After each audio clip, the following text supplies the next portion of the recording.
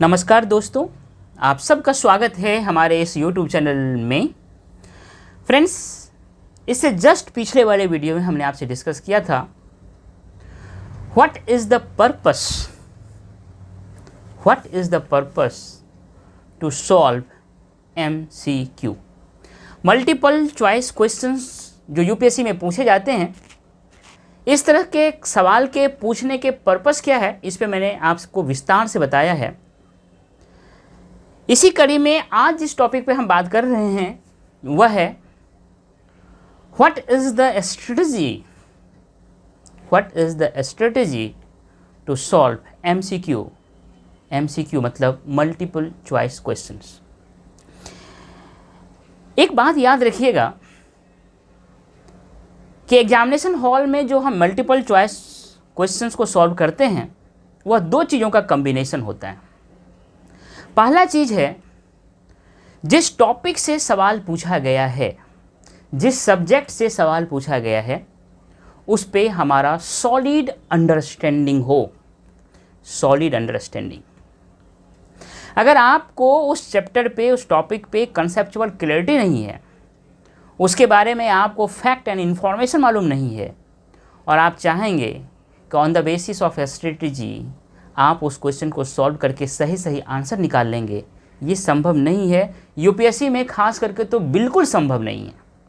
इसीलिए जब भी हम स्ट्रेटजी की बात करते हैं, MCQ को कैसे सॉल्व किया जाए, तो आप हमेशा याद रखिएगा solid understanding of each and every topic related to that subject. उसके बाद ही आफ्टर दिस अंडरस्टैंडिंग ही स्ट्रेटजी काम करता है।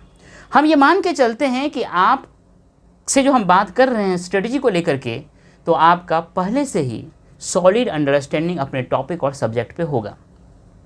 चलिए हम बात करते हैं स्ट्रेटजी को लेकर के। जो सबसे पहला पॉइंट, इसमें हम लगभग 10-11 पॉइंट की बात करेंगे।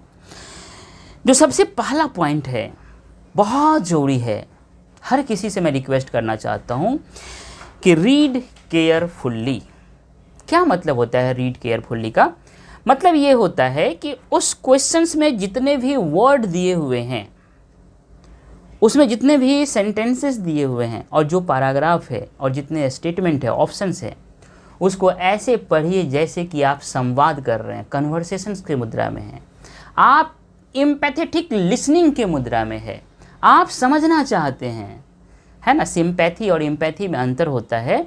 सिंपैथी का मतलब होता है कि आप बस सुन रहे हैं। एम्पैथी का मतलब होता है आप सुन करके, समझ करके अपने आप को उस सिचुएशन में रखते हैं कि अगर मेरे साथ ये होता तो क्या फील होता। इस एम्पैथेटिक लिसनिंग जो वाला जो फेज होता है, ऐसी अवस्था में जा करके आपको उसको पढ़ते पढ़ते, सुनते सुनते समझना है कि ये सवाल क्या पूछ रहा है। इसीलिए बोलता है रीड केयरफुल्ली, बहुत ही सावधानी से पढ़ें।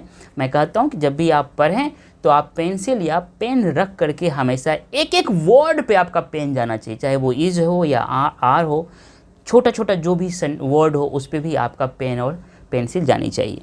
ठीक है। कहता है जब आप पढ़ रहे हैं तो पे अटेंशन, केयरफुल्ली पढ़ते वक्त आप ध्यान दें किस किस चीज़ पे, तो जो उसमें की वर्ड होता है, क्वेश्चंस में और ऑप्शंस में की वर्ड होता है, उस की वर्ड पे आप ध्यान दें। जो स्पेसिफिक डिटेल्स होते हैं, डाटा होते हैं, इंफॉर्मेशन होते हैं उस क्वेश्चंस में, और जो उसमें ऑप्शन होते हैं, उनको ध्यान से बहुत ही अटेंटिव होकर के, बहुत ही फोकस होकर के पढ़ने की कोशिश करें। ये हमारा पहला पॉइंट था। जो दूसरा पॉइंट है वह है एलिमिनेट ऑब्वियस रॉन्ग ऑप्शंस। क्या मतलब होता है? क्वेश्चन को और ऑप्शन पढ़ने के बाद जब आपको लगता है कि ये आसानी से आप निकाल लिए कि ये ऑप्शंस तो गलत ही है, याद रखिएगा सारे ऑप्शंस को पढ़ने के बाद ही आप गलत ऑप्शंस को छांटेंगे। जब आपको ऐसे ही लग जाए ऑब्वियसली कि ये तो गलत है ही, तो उसको क्रॉस कर देना है। क्यों ऐसा क्यों होता है? इससे क्या होगा? Increase your chances to select the correct answer. 4 option में अगर 2 को मैंने छांट लिया कि ये तो ऐसे ही देखने से पता चलता है ये गलत है, तो अब जो हमारे पास 2 है, उस 2 में सही को सेलेक्ट करने का जो चांसेस है वह बढ़ जाता है। तो ये मैंने आपसे दूसरा पॉइंट डिस्कस किया। जो तीसरा पॉइंट है वह है कंसिडर ऑल ऑप्शंस। एक तो सवाल को पढ़ना बहुत ही ज़रूरी है, बहुत ही अच्छी तरह से पढ़नी है, और उसके बाद उसमें जो 4-4 ऑप्शंस हैं या 5-5 ऑप्शंस हैं, उन सारे ऑप्शंस को उतनी ही गहराई से पढ़ना है। अगर आपको एक सही आंसर मिल जाता है पहले वाले ऑप्शन में, तो वहाँ रुकना नहीं है, सारे ऑप्शंस को अच्छी तरह पढ़ना है। तब आपको पता चलेगा कि जिसे आप पहला सही समझ रहे थे, हो सकता है कि उससे भी ज़्यादा सही आंसर सेकंड या थर्ड या फोर्थ ऑप्शंस में हो। क्लियर? इसीलिए कहता है कंसीडर ऑल ऑप्शन, आपको सारे ऑप्शंस पे आपको पढ़ना ही चाहिए। क्लियर? ये बात हो गई। चौथा पॉइंट जो बहुत ही इंपॉर्टेंट है, एनालाइज कंटेक्स्ट। सपोज कीजिए कि आपको जो गवर्नर होते हैं हर स्टेट में, उससे रिलेटेड आपको कोई सवाल पूछ दिया गया, तो आपको एक चीज़ समझ में आना चाहिए कि किस कंटेक्स्ट में ये सवाल पूछा जा रहा है। तो सवाल कंटेक्स्ट क्या है?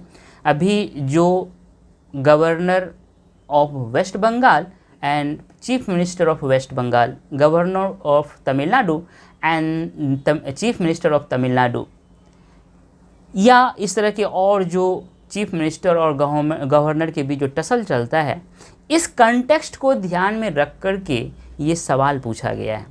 और यूपीएससी का पर्पस ही होता है कि चारों ओर की जो भी घटनाएं हो रही है उनके प्रति आप कितना अवेयर है, उसी को तो जज करना होता है। इसी कंटेक्स्ट में ये सवाल पूछा गया है, तो आप जब कंटेक्स्ट समझ जाते हो तो उस सवाल को आंसर निकालना, क्वेश्चन से आंसर निकालना बड़ा ही आसान हो जाता है। यही कहता है analyse context, consider context of the question and how question fits into that context. उस कंटेक्स्ट में ये सवाल कैसे फिट होता है, उसको लेकर के आपको थोड़ा सा सोचना और विचारना चाहिए। साथ ही साथ कहता है अंडरस्टैंडिंग रिलेशंस बिटवीन किस चीज़ को, क्वेश्चंस एंड ऑप्शंस। कहता है कि आपको इन सारे कंटेक्स्ट को ध्यान में रखते हुए जो क्वेश्चंस है, जो क्वेश्चंस का स्टेटमेंट है और उनमें जो ऑप्शंस दिए गए हैं, उन दोनों में आपको रिलेशन एस्टेब्लिश करना है। जब आप रिलेशन एस्टेब्लिश कर लेंगे तब आपको करेक्ट आंसर को आइडेंटिफाई करना बड़ा ही आसान हो जाएगा। फिर से मैं आपको बताता हूँ, सबसे पहले ये सवाल किस कंटेक्स्ट में पूछा गया है इसको पता कर लेना। उसके बाद जो सवाल का स्टेटमेंट है और जो ऑप्शंस है, उसमें जब आप रिलेशंस को आइडेंटिफाई कर लेंगे तो आपको चारों ऑप्शंस में से सही ऑप्शंस को चुनना आसान हो जाएगा। ये इसमें हम बताने की कोशिश कर रहे थे फोर्थ पॉइंट में। आगे कहता है 5 नंबर में, 5th नंबर में, यूज प्रोसेस ऑफ एलिमिनेशंस। ये बहुत ही बार सुने होंगे आप। 4 ऑप्शंस है, उसमें कौन नहीं है, कौन नहीं है, कौन नहीं है, 3 छांट लिए कि ये नहीं है, उसके बाद आपने कहा कि ये बचता है तो ये सही है ना। तो एलिमिनेशन मेथड से आप बहुत सारे आंसर्स को निकाल सकते हैं। इसी में आपने एक चुन लिया ये नहीं होगा, दूसरा चुन लिया ये नहीं होगा, उसके बाद भी आपके पास 2 ऑप्शंस बचे हुए हैं, उसको कैसे चुनेंगे उसमें सही, उसी के बारे में हम आगे बात करेंगे। चलिए हम बात करते हैं अगला पॉइंट, जिसका नाम है प्रायोरिटाइज करना, प्राथमिकता देना। मान लीजिए ऐसे भी एग्जामिनेशन हॉल में समय बहुत कम रहता है, तो जिस टॉपिक से, जिस सब्जेक्ट से और जिस एरिया में आप बहुत ही कॉन्फिडेंट हैं, उस एरिया के क्वेश्चंस को सॉल्व करने में आपको प्रायोरिटी देनी चाहिए, ताकि ज़्यादा से ज़्यादा सवाल आपका जब आपके पास पर्याप्त समय हो तो वहाँ पे आप सही कर लें। कभी कभी ऐसा होता है जिस एरिया में हम कमज़ोर हैं उसमें हम समय वेस्ट कर देते हैं, और जिस एरिया में हम बहुत स्ट्रॉन्ग है वहाँ क्वेश्चन सॉल्व करते वक्त हमारे पास समय ही नहीं बचता, और उस चक्कर में हम जानते हुए भी सवाल को गलत कर देते हैं। तो यही कहता है प्रायोरिटाइज करना, कि जो एरिया आपका बहुत स्ट्रॉन्ग है उस एरिया से सवाल को सबसे पहले करना। पीटी की बात कर रहा हूँ।